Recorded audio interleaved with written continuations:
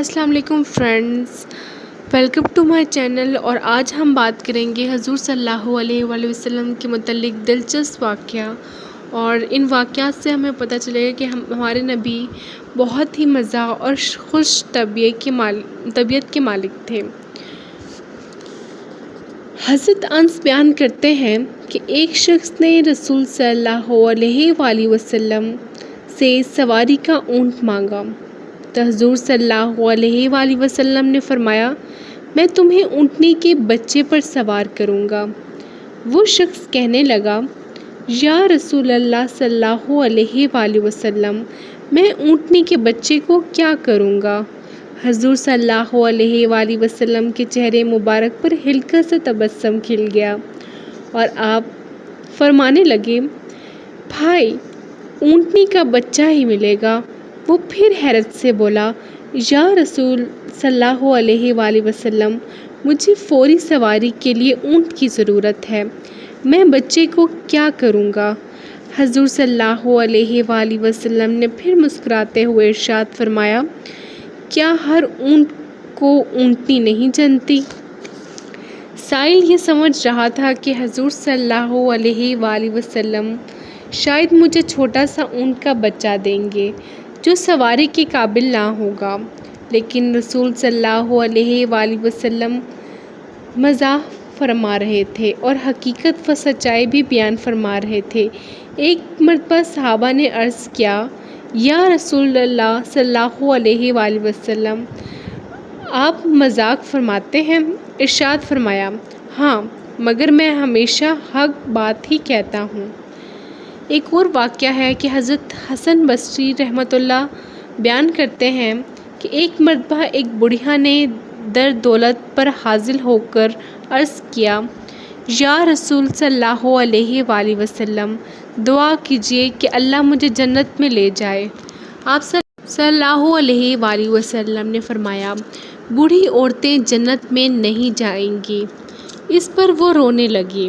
رسول صلی اللہ علیہ وآلہ وسلم جب نماز سے فارغ ہو کر گھر تشریف لائے تو حضرت عائشہ صدیقہ رضی اللہ تعالیٰ عنہا نے عرض کی، یا رسول اللہ صلی اللہ علیہ وآلہ وسلم، جب سے آپ صلی اللہ علیہ وآلہ وسلم نے اسے فرمایا ہے کہ بوڑھی عورتیں جنت میں نہیں جائیں گی، یہ رو رہی ہے۔ فرمایا، عائشہ رضی اللہ تعالیٰ عنہا، اسے کہو کہ جنت میں کوئی عورت بڑھاپے کی حالت میں نہیں جائے گی، بلکہ اللہ تعالیٰ اسے نوعمر کنواری کر دیں گے، یعنی جوان ہو کر پھر جنت میں جائے گی۔ رسول صلی اللہ علیہ وآلہ وسلم اور حضرت علی رضی اللہ عنہ اکٹھے کھجوریں کھا رہے تھے۔ آپ صلی اللہ علیہ وآلہ وسلم گٹھلیاں نکال کر حضرت علی کے آگے رکھ دیتے تھے۔ آخر میں گٹھلیوں کے ڈھیر کی طرف اشارہ فرما کر مسکراتے ہوئے کہا، علی رضی اللہ تعالیٰ عنہ، تم نے بہت کھجوریں کھائی ہیں۔ انہوں نے مسکراتے ہوئے جواب دیا، ہاں یا رسول اللہ صلی اللہ علیہ وآلہ وسلم، مگر میں نے گٹھلیاں سمیت نہیں کھائیں۔ ایک اور واقعہ ہے کہ حضرت انس فرماتے ہیں کہ میرے چھوٹے بھائی ابو عمیر نے ایک بلبل پال رکھا تھا۔ ایک روز وہ مر گیا تو ابو عمیرہ رضی اللہ تعالیٰ عنہ اس کے غم میں بیٹھا ہوا تھا کہ حضور صلی اللہ علیہ وآلہ وسلم تشریف لائے اور فرمایا، اے ابو عمیرہ، تیرے بلبل کو کیا ہوا، یا وہ بلبل کہاں جاتا رہا؟ حضرت انس رضی اللہ تعالیٰ عنہ کی فیملی سے رسول صلی اللہ علیہ وآلہ وسلم لولاک کی از حد بے تکلفی اور اپنائیت دیکھیں کہ آپ صلی اللہ علیہ وسلم ان کے گھر جاتے، ان کے گھر آرام فرماتے، ان کے بھائی کو بلبل کے مر جانے پر پیار سے چھیڑتے کہ تیرے بلبل نے تجھ سے کیا ہاتھ کر دیا، یعنی تجھے غمگین کر گیا۔ حضرت انس رضی اللہ تعالیٰ عنہ کو مزاحاً یا فرماتے، اے دو کانوں والے، فرمان غلط بھی نہیں لیکن مزاح سے خالی بھی نہیں۔ کتنا پیارا الفاظ ہے یہ جب وہ کہتے ہیں کہ دو کانوں والا۔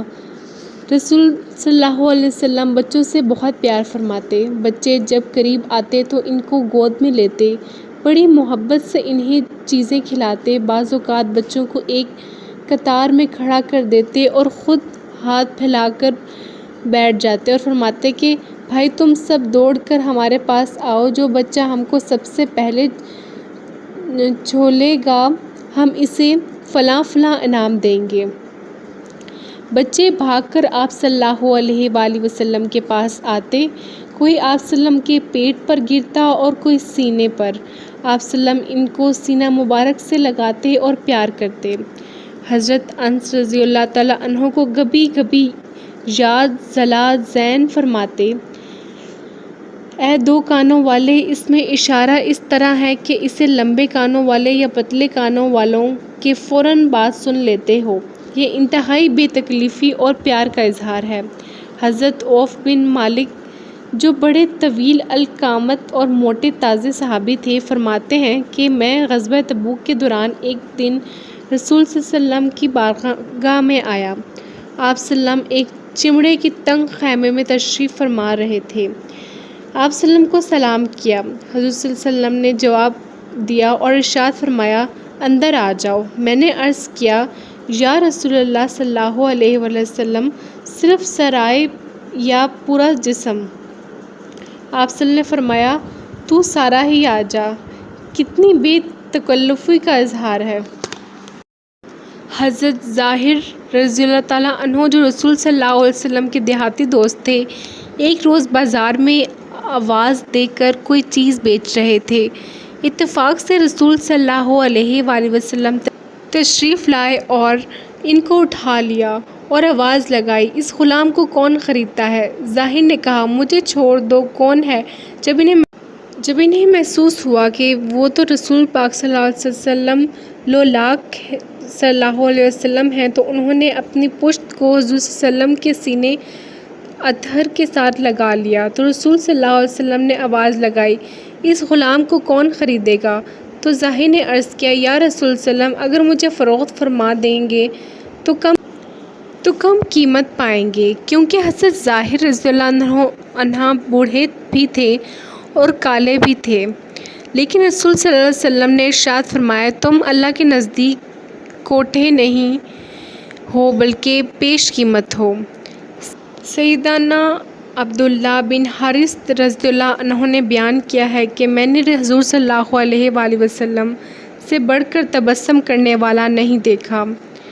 سیدنا جریر بن عبداللہ رضی اللہ تعالیٰ عنہ سے بھی روایت ہے کہ میں جب سے مسلمان ہوا تھا تب سے رسول صلی اللہ علیہ وآلہ وسلم نے مجھے اپنی بارگاہ الہیہ میں حاضر ہونے سے نہیں روکا، اور جب بھی مجھے دیکھا تو تبسم فرمایا۔ تو دوستو آج ہم نے جانا ہمارے پیارے نبی کے واقعات۔ لائک کریں، سبسکرائب کریں، اسٹے ٹیون۔